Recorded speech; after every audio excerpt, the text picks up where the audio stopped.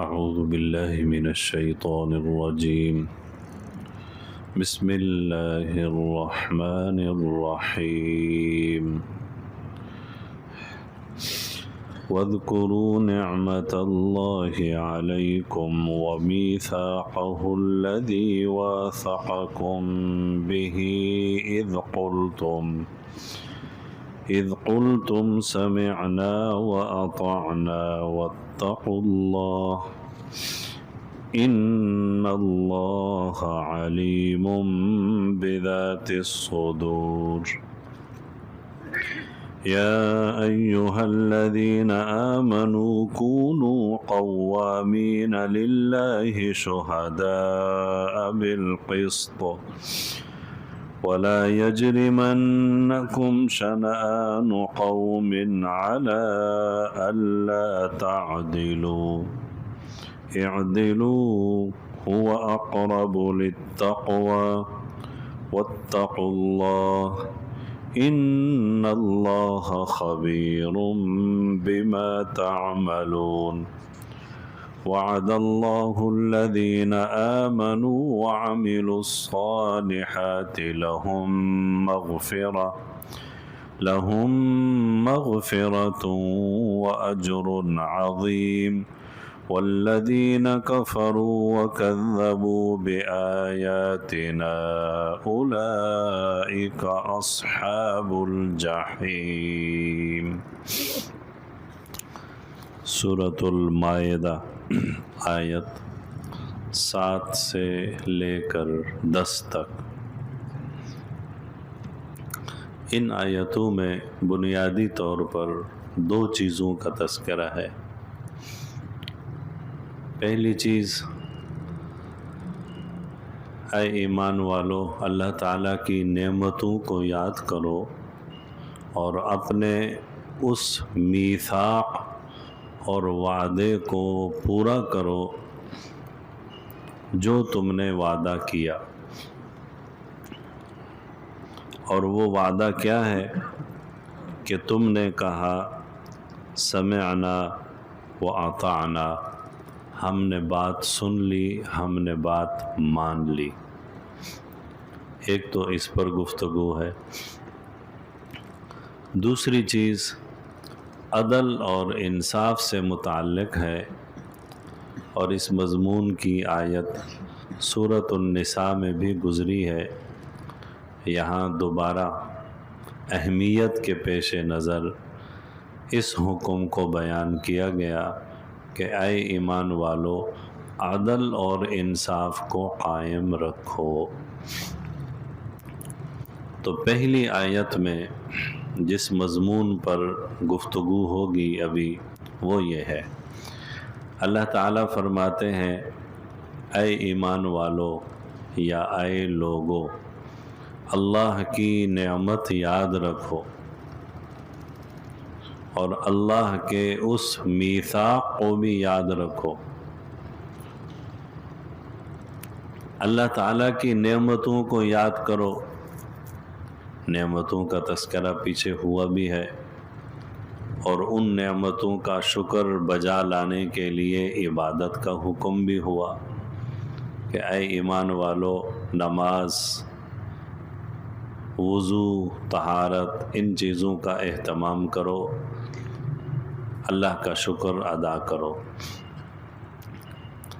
اب اس میثاق کو قائم کرو.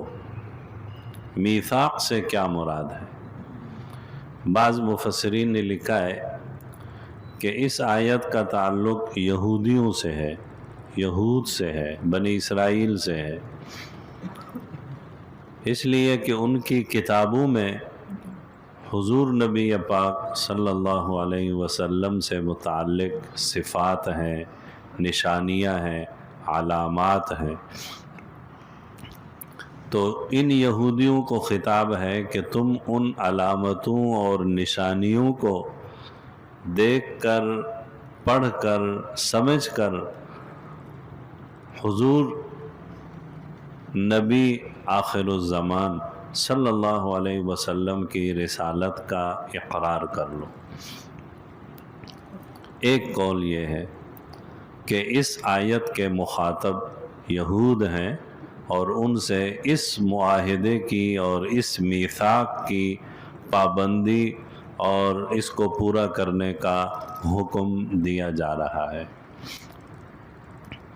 دوسرا قول یہ ہے کہ اس سے مراد ایمان والے ہیں کہ اے ایمان والو وعدہ پورا کرو، میثاق اور معاہدے کی پابندی کرو۔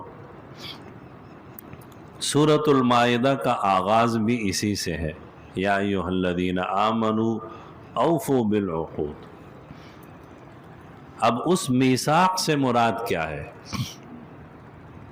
قرآن کریم میں تو ان الفاظ کا بھی تذکرہ ہے کہ جن الفاظ کے ساتھ تم نے میثاق اور وعدہ کیا، اور وہ ہے سمعنا و اطعنا۔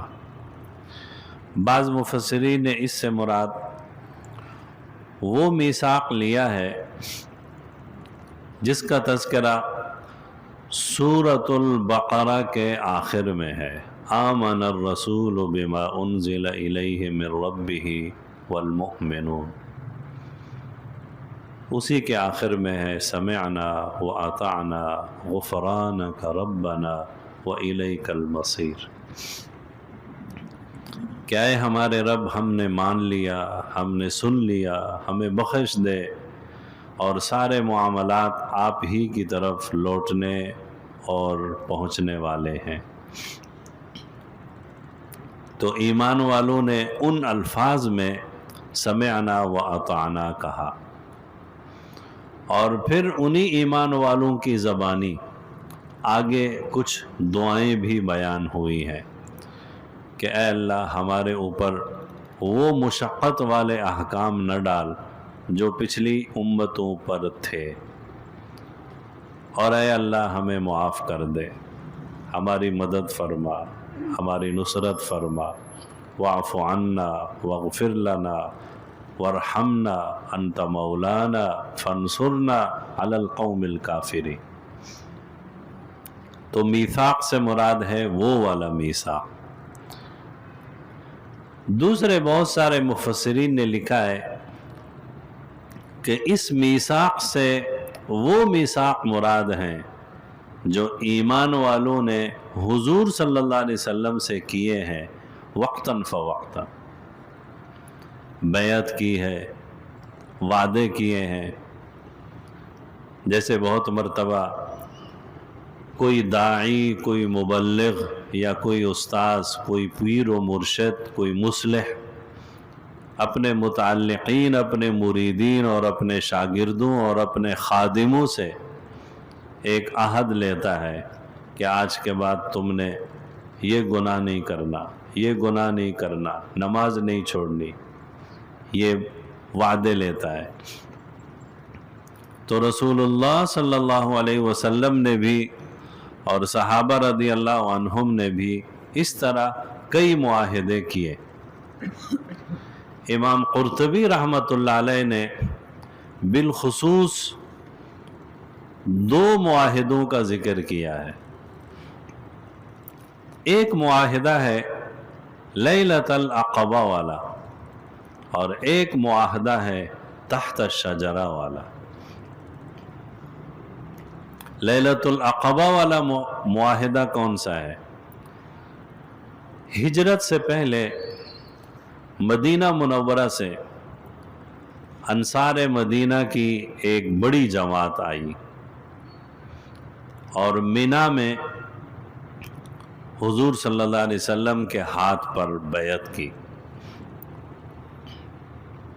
اس کو بیعت عقبہ بھی کہا جاتا ہے، اور جس مقام پر بیعت ہوئی تھی اس مقام پر آج کل مسجد بنی ہوئی ہے، اور اس مسجد کا نام ہی ہے مسجد البیعت یا مسجد بیع عقبہ یا بیع عقبہ۔ تو وہاں پر انصار مدینہ نے حضور صلی اللہ علیہ وسلم کے ہاتھ پر بیعت کی، اور اس بیعت کا خلاصہ یہ تھا کہ آپ ہمارے پاس ہجرت کر کے آ جائیں مدینہ منورہ، ہم دل و جان سے ہر اعتبار سے اپنے آپ کو لٹا کر، اپنی جان مال سب کی قربانیاں دے کر آپ کی حفاظت کریں گے۔ یہ معاہدہ ہے، یہ بیعت ہے کہ ہم آپ کی حفاظت کریں گے۔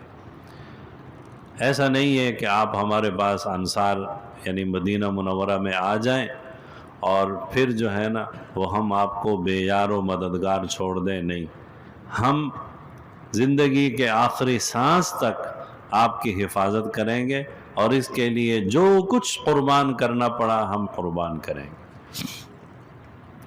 یہ وفاداری کی بیعت ہے، یہ جذبہ جہاد کی بیعت ہے، یہ رسول اللہ صلی اللہ علیہ وسلم کے دفاع کی بیعت ہے، اور آپ صلی اللہ علیہ وسلم سے محبت، عقیدت اور جانثاری کی بیعت ہے۔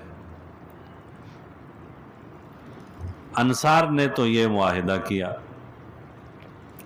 پھر انصار میں سے کچھ نے کہا کہ اے اللہ کے رسول صلی اللہ علیہ وسلم، ہم آپ کو مدینہ منورہ لے جائیں گے اور آپ ہمارے پاس رہیں گے، آپ کو ہم ٹھکانہ دیں گے تو پورا عرب ہمارا مخالف ہو جائے گا، لیکن ہم آپ کا دفاع کریں گے۔ کبھی ایسا نہ ہو کہ اللہ تعالیٰ آپ کو فتوحات دے اور آپ کا شہر وطن مکہ مکرمہ یہ بھی فتح ہو جائے، سب کچھ آپ کے کنٹرول میں آ جائے، تو پھر کہیں ایسا تو نہیں ہوگا کہ آپ ہمارے مدینہ کو چھوڑ کر دوبارہ مکہ چلے جائیں۔ تو حضور صلی اللہ علیہ وسلم نے بھی اپنی طرف سے وفاداری کا اعلان فرمایا، ارشاد فرمایا کہ نہیں، میرا خون تمہارا خون، اب جب میں تمہارے پاس آ جاؤں گا تو مرنا جینا تمہارے ساتھ ہی ہوگا۔ اب یہ معاہدہ ہے، یہ میثاق ہے۔ انصار مدینہ نے دفاع اور حفاظت کا اور قربانیوں کا معاہدہ کیا، اور رسول اللہ صلی اللہ علیہ وسلم نے ان کے پاس ٹھہرنے کا، قیام کرنے کا، مرتے دم تک وہیں پر رہنے کا معاہدہ کیا۔ انصار مدینہ نے اپنا وعدہ سچا کر دکھایا، حضور صلی اللہ علیہ وسلم نے بھی اپنا وعدہ سچا کر دکھایا، مرتے دم تک وہیں پر رہے، اپنی زندگی کے آخری لمحات وہیں گزارے، اور آج بھی انہی مدینہ والوں کے پاس آرام فرما ہے۔ تو بعض مفسرین نے اس میثاق سے لیلۃ العقبہ والا میثاق یہ مراد لیا، بعض مفسرین نے تحت الشجرہ جو بیعت ہوئی تھی صلح حدیبیہ کے موقع پر، درخت کے نیچے بیعت ہوئی تھی، صحابہ رضی اللہ عنہم نے بیعت کی تھی، بیعت جہاد، کہ ہم مریں گے، جیئیں گے، جہاد کریں گے، شہید ہو جائیں، زخمی ہو جائیں، غازی ہو جائیں، دین کے لیے ہم قربان ہونے کو تیار ہیں۔ یہ میثاق ہے۔ تو اے ایمان والو، اللہ کی نعمتوں کو یاد کرو اور اس میثاق اور اس وعدے اور اس معاہدے کو قائم رکھو اور اس کو پورا کرو جو تم نے معاہدہ کیا ہے۔ اب کیا ہے کس سے کیا ہے؟ اللہ تعالیٰ سے کیا ہے، اللہ تعالیٰ کے رسول صلی اللہ علیہ وسلم سے کیا ہے، لیلۃ العقبہ میں کیا ہے، صلح حدیبیہ میں کیا ہے، زندگی کے جس موڑ پر کیا ہے، بس آپ اس معاہدے کو پورا کرو۔ اور سورت کے شروع میں بتایا تھا کہ یہودی، بنی اسرائیل اور یہودی، انہوں نے معاہدے توڑے، نقض عہد کیا، فَبِمَا نَقْضِهِمْ مِيثَاقَهُمْ، انہوں نے معاہدے توڑے، بہت توڑے۔ تو ایمان والوں سے خطاب ہے کہ تم یہودیوں کی طرح معاہدے توڑنے والے نہ بنو، بلکہ معاہدوں کو قائم کرنے والے بنو۔ آیت کے پہلے حصے میں اس کا تذکرہ ہے، اور دوسرے حصے میں اے ایمان والو کونوا قوامین للہ، اللہ کے لیے کھڑے ہونے والے بن جاؤ، اللہ کے لیے کھڑے ہونے والے بن جاؤ۔ اللہ کے لیے کھڑے ہونے والے بن جاؤ کیا مطلب؟ یعنی دین کو قائم کرنے کے لیے، اور زندگی کے ہر شعبے میں، جو شعبہ بھی ہو اس میں تم دین کو قائم کرنے والے بن جاؤ، اور اس میں تمہاری نیت محض اللہ تعالیٰ کی خوشنودی ہو۔ شہداء، گواہیاں دو بالقسط، انصاف کے ساتھ۔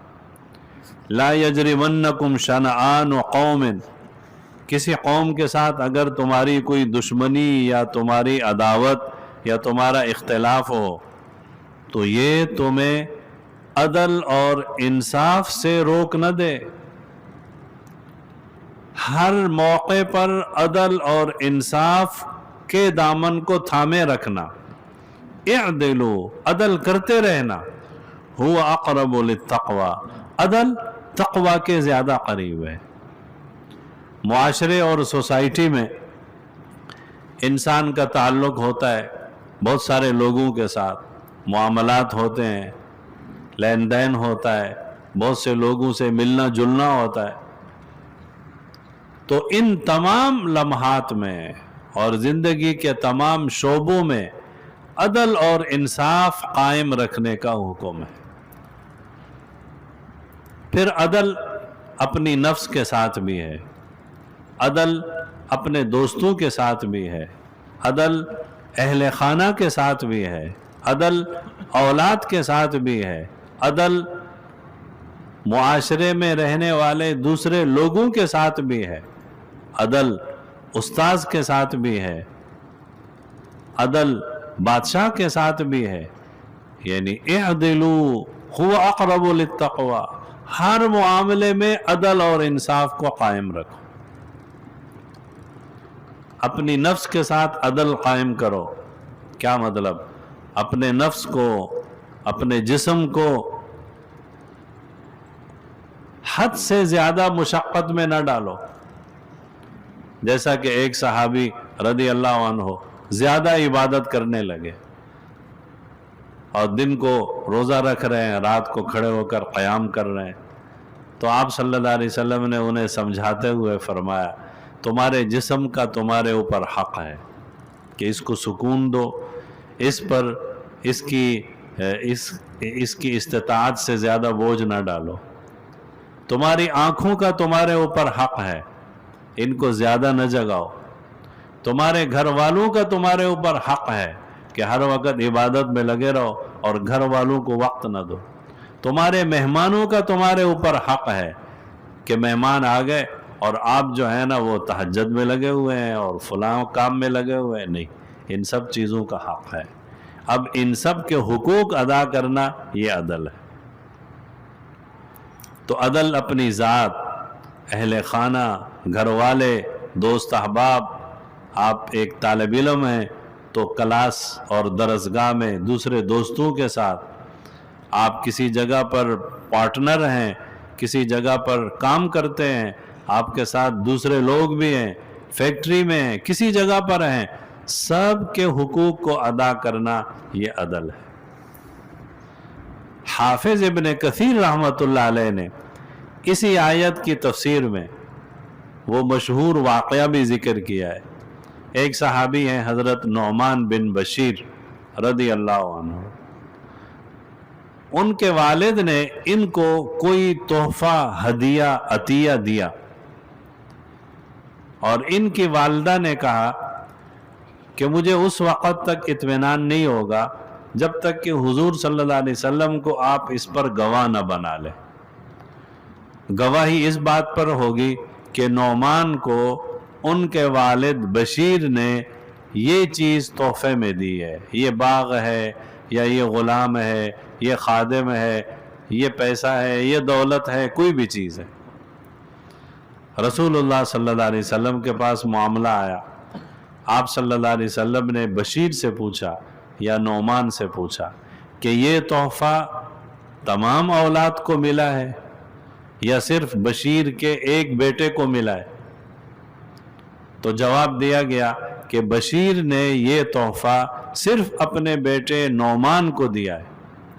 حضور صلی اللہ علیہ وسلم نے فرمایا یہ عدل نہیں ہے، یہ ظلم ہے، اور میں ظلم پر گواہ نہیں بنتا۔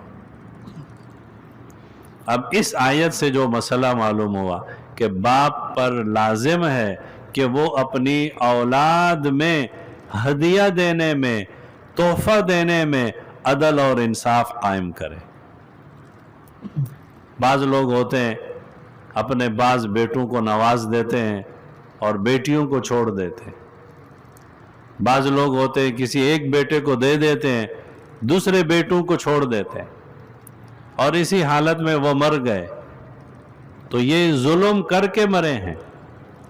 علماء نے لکھا ہے کہ اگر کسی شخص نے ایسا کیا اور اس نے اپنے 5 بچوں میں سے 2 بچوں کو جائیداد دی اور 3 بچوں کو نہیں دی، تو یہ ظلم کر کے مرے ہیں، گناہ کر کے مرے ہیں۔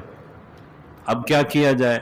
اب علماء نے لکھا ہے کہ یہ جو 2 بھائی جن کو اپنے باپ کی جائیداد میں سے حصہ ملا ہے، جائیداد ان کو ملی ہے، اور 3 بھائیوں کو یا 3 دوسرے بہن بھائیوں کو حصہ نہیں ملا، تو ان 2 کو چاہیے کہ جائیداد میں سے ان کا حصہ الگ کر کے ان کو دیں، تاکہ جو مرحوم والد فوت ہو گئے ان پر ظلم ہونے کی وجہ سے جو وبال اور عذاب ہو رہا ہے تو وہ ان سے ختم ہو جائے، وہ ان سے ہٹ جائے۔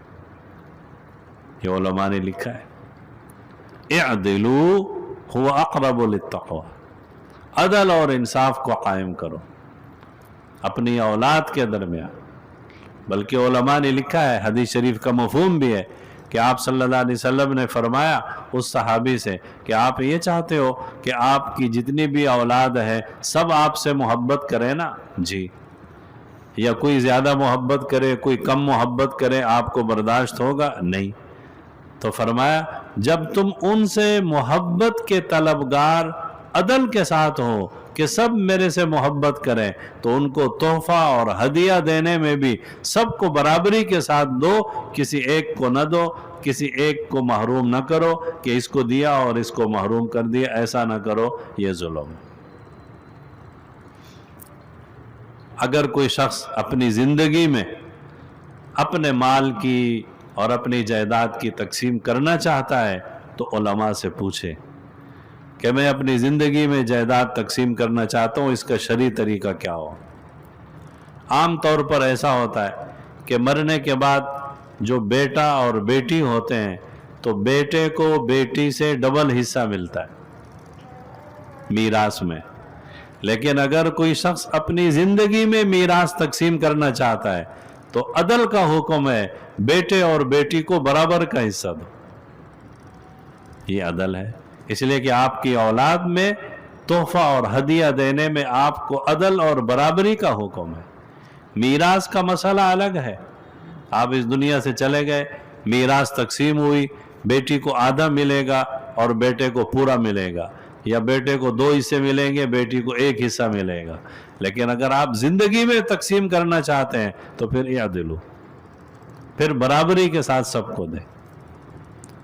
تو آج کی ان 3-4 آیتوں میں ان 2 حکموں کا بیان ہے۔ ایک یہ ہے کہ میثاق اور معاہدے کی پاسداری کرو، اور اس میں وہ تمام معاہدے آ گئے جو ایمان والوں نے اللہ تعالیٰ سے کیے ہیں یا اپنے پیغمبر رسول اللہ صلی اللہ علیہ وسلم سے کیے ہیں۔